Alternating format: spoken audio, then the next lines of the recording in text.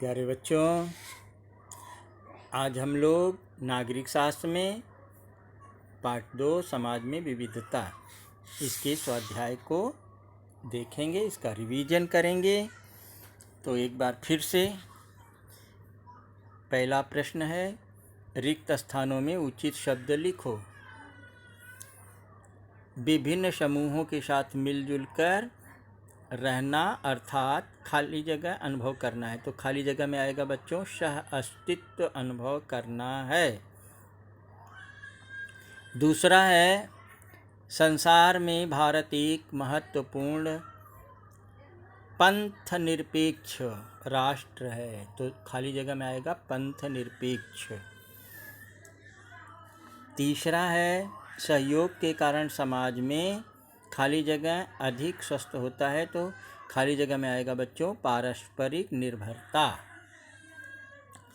तो बच्चों इस ढंग से आपका खाली जगह हो गया। प्रश्न 2, निम्नलिखित प्रश्नों के उत्तर एक एक वाक्य में लिखो। तो बच्चों पहला प्रश्न है, उसमें सहयोग किसे कहते हैं। तो बच्चों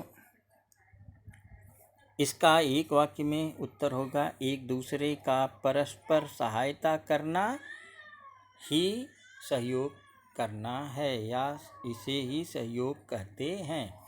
परस्पर एक दूसरे की सहायता करना सहयोग है। दूसरा प्रश्न है, हमने धर्म पंथ निरपेक्षता सिद्धांत को क्यों स्वीकार किया है।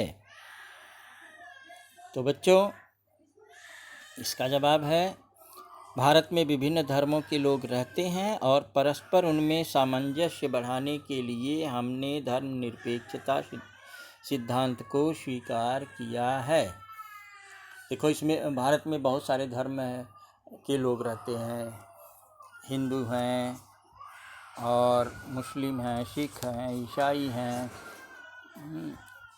तो जितने हैं सबकी भाषाएं, धर्म, संस्कृति, रीति रिवाज सब अलग अलग है। इसके बारे में आपको बताया जा चुका है। तो हम लोग प्रश्न पे आगे बढ़ते हैं बच्चों। भारतीय समाज की एकता किससे प्रकट होती है। तो बच्चों जो भारतीय समाज की एकता है वो यहाँ हम लोग जो अनेक धर्म के लोग, संस्कृति के लोग, रीति रिवाज के लोग रहते हैं ना, उनके सारे तीज त्योहार उत्सव अलग अलग सब मनाए जाते हैं और हम सब उनमें सम्मिलित होते हैं। हमारे बीच आदान प्रदान होता रहता है।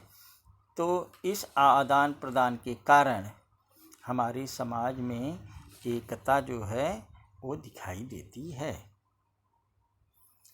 दूसरा प्रश्न है, समाज में संघर्ष कब निर्माण होता है। संघर्ष मतलब आप लोग समझ रहे हैं, झगड़ा, झंझट, विवाद, ये सब जो है ये कब निर्माण होता है। बच्चों समाज में जिस प्रकार सहयोग होता है, सहयोग की भावना, वैसे कभी कभी मतभेद और आता है। तो जब मतभेद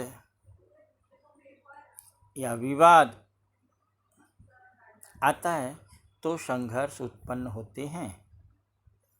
जब व्यक्ति व्यक्ति के बीच मतों में, विचारों में, दृष्टिकोणों में सामंजस्य स्थापित नहीं होता, तब संघर्ष का निर्माण होता है।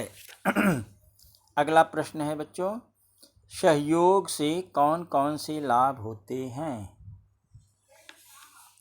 तो जब हम सहयोग एक दूसरे का करते हैं तब हम एक दूसरे की समस्याओं का, प्रश्नों का निवारण करते हैं। एक दूसरे की परस्पर सहायता करने से इन समस्याओं का निवारण होता है। तो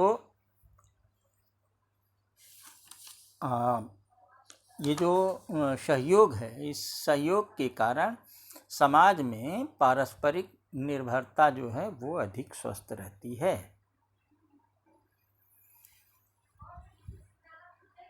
अगला प्रश्न है बच्चों, तुम्हारे सामने दो बच्चे लड़ रहे हों तो तुम क्या करोगे? देखिए, ये तो आपके लिए प्रश्न है कि आपको क्या करना है।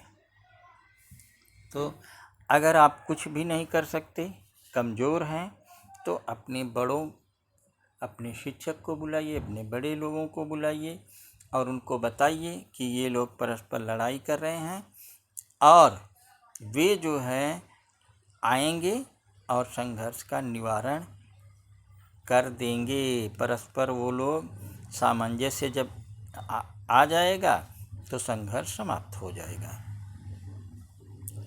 और तुम विद्यालय के मंत्रिमंडल में मुख्यमंत्री हो तो तुम कौन कौन से कार्य करोगे? बच्चों, ये भी प्रश्न आपसे संबंधित है।